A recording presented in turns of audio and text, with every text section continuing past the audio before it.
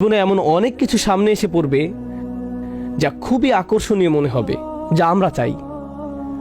আমাদের অন্তর যার দিকে ঝুঁকে পড়ে, কিন্তু আমাদের অন্তর আমাদের মিথ্যা বলছে। অন্তরে তথ্য থাকে না, অন্তরে থাকে অনুভূতি। কারণ আমাদের অন্তর অন্ধ, এটা কিছু দেখলেই তার দিকে আকৃষ্ট হয়ে পড়ে, অন্য আরো কিছু দেখলে তার দিকেও আকৃষ্ট হয়ে পড়ে। এর মাঝে চাহিদা আছে আর সে তা পূরণ করতে চায়।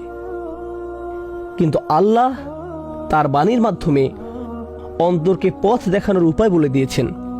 এটা অন্তরকে ভালো মন্দ দেখিয়ে দেয়, এটা অন্তরকে চিন্তা করতে শেখায়। আপনার অনুভূতিগুলোর কোনো দোষ নেই, কিন্তু যেদিকে এদের চালাচ্ছেন তা হয়তো ঠিক নেই। আমাদের অনুভূতিগুলো আল্লাহ প্রদত্ত। আপনি যা যা কামনা করেন আপনার তা কামনা করার কথা, কিন্তু যে পথে এই কামনাগুলো পূরণ করতে চাচ্ছেন আপনি নিজেকে প্রতারিত করছেন। মনে করছেন এতে শান্তি পাবেন, আর আল্লাহ যেভাবে আপনাকে পথ দেখান এটা এড়িয়ে চলার পথ। আর তিনি যখন চান আমরা যেন হারাম এড়িয়ে চলি, তা শুধু এই কারণেই যে আমরা নিজেদেরকেই কষ্ট দিব, অন্য কাউকে নয়। প্রথম শিকার আমি নিজেই হব, আমি নিজে, অন্য কেউ নয়। পাপ করার কারণে সবার আগে আমিই ক্ষতির সম্মুখীন হব। আর শয়তান এসে কি বলে? সে বলে, তুমি নিজের প্রতি এত কঠোর কেন, এত হুজুর কেন তুমি, এত ইসলামিক কেন তুমি, তোমাকে এমন হতে হবে না। আর আমি নিজেই নিজেকে বলবো কিয়ামতের দিন, ইয়া আল্লাহ, আপনি আমাকে শিখিয়েছিলেন কোনটা সবার আগে গুরুত্ব দিতে হবে, আপনি জানিয়েছিলেন কোনটাকে পরেও করা যাবে, কিন্তু আমি আপনার কথা শুনিনি। কারণ আমি বারবার আপনার কথা ভুলে যেতাম। প্রথমত আমি ভুল জিনিস দ্বারা প্রতারিত হয়েছি, দ্বিতীয়ত আমি ভুলে গিয়েছিলাম আপনি আমার কে, বিরব্বিকাল করিম। কোন জিনিসটা তোমাকে তোমার সুমহান দাতা রব সম্পর্কে প্রতারিত করলো? আরবি করিম শব্দটি খুবই সুন্দর, আকর্ষণীয় এক শব্দ। এর দ্বারা এমন সব জিনিসের বর্ণনা দেওয়া হয় যেটা অতীব চমৎকার, অভিজাত এবং মনোহর। তাই যে ঘোড়ার সবচেয়ে বেশি রেশমি চুল আছে, যার গায়ের রং সবচেয়ে সুন্দর এবং স্বাস্থ্যকর শরীর আছে, আরবীয় ঘোড়া, সত্যিকারের আরবীয় ঘোড়াকে তারা কারাম বলে অভিহিত করত। এই শব্দকে সম্বন্ধযুক্ত করা হয় গুপ্তধনের সাথে। এই শব্দকে আরো সম্বন্ধযুক্ত করা হয় স্বর্ণের নেকলেসের সাথে, যে নেকলেস খুব দামি স্বর্ণ দিয়ে তৈরি করা হয়, এটাকেও কারাম এবং কিরম বলে।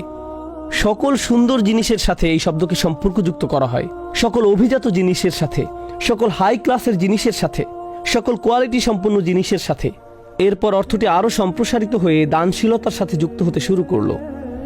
তাই তারা রাসূল সাল্লাল্লাহু আলাইহি সাল্লামকে বর্ণনা করত করিমুন ইবনে করিম, তিনি আমাদের প্রতি উদার হবেন, অভিজাত বাবার অভিজাত সন্তান।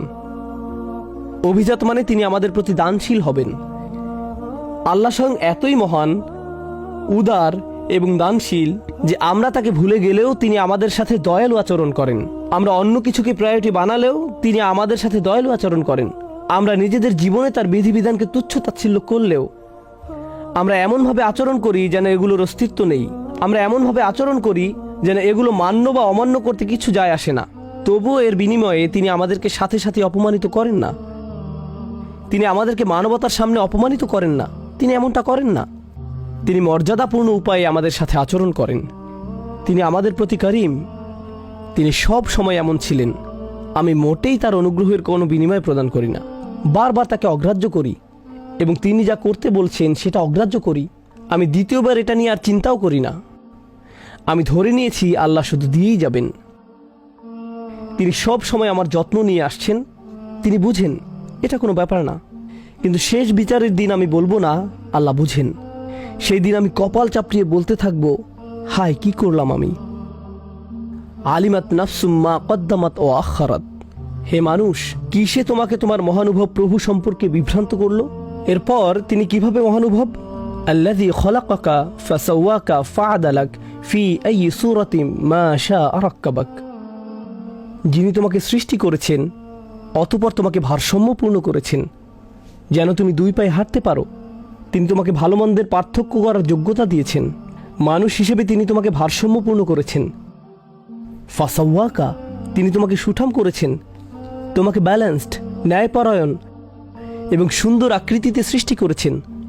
ফি আইয়ি সূরাতিন মা শাআ রাক্কাবাক, তিনি তোমার জীবনকে ধাপে ধাপে এগিয়ে নিয়েছেন। এগুলো তার ডিজাইন। কিন্তু এই সবগুলো ক্ষেত্রে আমাকে দিয়ে যত দুঃসাহসিক কাজ তিনি করিয়েছেন, যত কঠিন সময় তিনি আমাকে ফেলেছেন, যত পরীক্ষায় তিনি আমাকে অবতীর্ণ করেছেন, যত মানুষ আমার জীবনে এসেছে, যত মানুষ আমার জীবন থেকে হারিয়ে গিয়েছে, এই প্রতিটি ক্ষেত্রে আল্লাহ আমাকে একটি ভ্রমণের ভিতর দিয়ে এগিয়ে নিয়েছেন। সকল ক্ষেত্রে আমাকে দেখতে হয়েছিল কোন কাজটা বেশি অগ্রাধিকার পাওয়ার যোগ্য ছিল আর কোনটা ছিল না। কখনো কখনো আপনি আল্লাহকে ভুলে যান, তখন কোনো এক ব্যক্তি হয়তো আপনার প্রায়োরিটি হয়ে যায়, তখন আপনার নিজের আরামায়েশ আপনার কাছে প্রায়োরিটি পায়। খুব সহজেই আমরা ভুলে যাই বারবার। সর্বশেষ যে কথাটি শেয়ার করতে চাই, এখানে কি বলা হচ্ছে, এই ব্যাপারটা ব্যাখ্যা করার জন্য আসন্ন উদাহরণটি আমি আগেও ব্যবহার করেছি, কারণ আমি শিক্ষকতা পেশার সাথে জড়িত।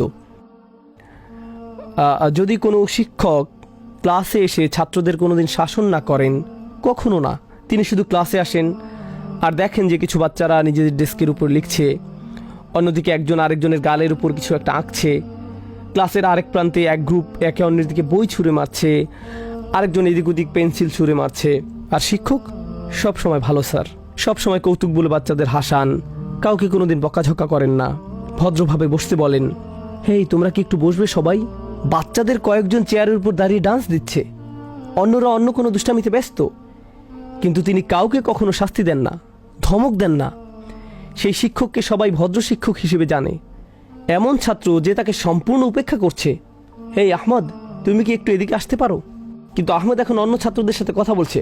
আহমেদ বলল, একটু থামেন, আমি আমার বন্ধুদের সাথে কথা বলছি। শিক্ষকের দিকে ফিরে বলছে, একটু থামুন টিচার, আমি আমার ভিডিও গেম কতটুকু এগিয়েছি তা আমার বন্ধুদেরকে বলছি এখন। এতক্ষণে অন্য সাধারণ একজন শিক্ষক হলে কি করতেন? ওই ছাত্র এতক্ষণে পরবর্তী ঈদের জন্য কোরবানি হয়ে যেত। কিন্তু এই শিক্ষক, তিনি নরম স্বরে বললেন, ঠিক আছে, তোমার কথা শেষ করো, তুমি যদি একটু এদিকে মনোযোগ দিতে আমি খুব খুশি হতাম। এটা তো অঙ্কের ক্লাস, প্লিজ একটু মনোযোগ দাও। না না, আমি জানি এটা অঙ্কের ক্লাস, আমি বুঝছি, আপনি কি আমাকে বিরক্ত করা বন্ধ করবেন? একজন ছাত্র এভাবে আচরণ করছে, কিন্তু শিক্ষক এর বিপরীতে শুধু ভদ্র আচরণ করে যাচ্ছেন, উদার আচরণ করে যাচ্ছেন, মহৎ আচরণ করে যাচ্ছেন। যদি শিক্ষক হিসেবে এমন আচরণ করতে থাকেন, তখন কি হয় জানেন? মানুষ একেবারে আপনার গায়ের উপর এসে পড়বে। এই শিক্ষকের ভদ্রতার সুযোগে সবাই একেবারে তার গায়ের উপর এসে পড়ছে, এমনকি বাচ্চারাও। যদি এমন আচরণ অব্যাহত রাখেন, তখন ছাত্ররা মনে করতে শুরু করে তাদের কিছুই হবে না, তারা মন্দ ব্যবহার করলেও, কারণ তিনি খুবই দয়ালু। অন্যদিকে আরেকজন শিক্ষক আছেন যিনি কড়া মেজাজের মানুষ। দূর থেকে ওনাকে ক্লাসের দিকে আসতে দেখলেই আপনি শটান হয়ে বেঞ্চে বসে পড়েন, মনে হয় যেন নামাজের জামাতে দাঁড়িয়েছেন, এমনকি এদিক ওদিকেও তাকান না।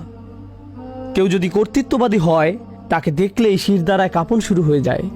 এখন এই শিক্ষক ক্লাস থেকে চলে যাওয়ার পর যদি ভদ্র শিক্ষক আসেন, সবাই তখন যাক, এখন একটু রিল্যাক্স করতে পারবো, কারণ তিনি করিম।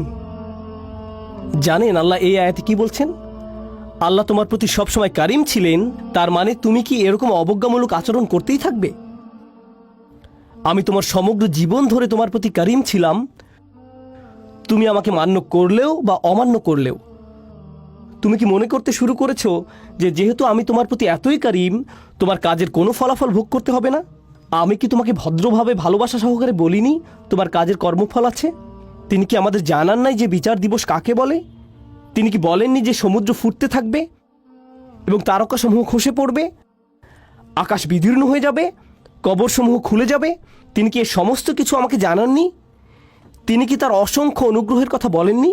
তিনি কি আমাকে একেবারে ঝাঁকি দিয়ে বলেননি? যখন তীব্র কম্পনের সাথে জিজ্ঞেস করা হবে, ইয়া আইয়ুহাল ইনসান, হে মানুষ, কিসে তোমাকে বিভ্রান্ত করলো, কিসে তোমাকে প্রতারিত করলো? গাররাকা অতীতকাল, গাররা নাসারার মতো অতীতকাল। এরকম অতীতকালীন ক্রিয়া দ্বারা বোঝানো হচ্ছে অনেক দেরি হয়ে গেছে। কিন্তু এই মুহূর্তে আমরা তো বিচার দিবসে দাঁড়িয়ে এটি পড়ছি না, আমরা তো এটা এখন দুনিয়াতে থেকেই পড়ছি। সুতরাং আল্লাহ আমাদেরকে ভবিষ্যতের একটি চিত্র দেখাচ্ছেন, যেটা কিয়ামতের দিন ঘটবে, কিন্তু এখনই এই মুহূর্তে তিনি আমাদের এটা জানার সুযোগ করে দিয়েছেন।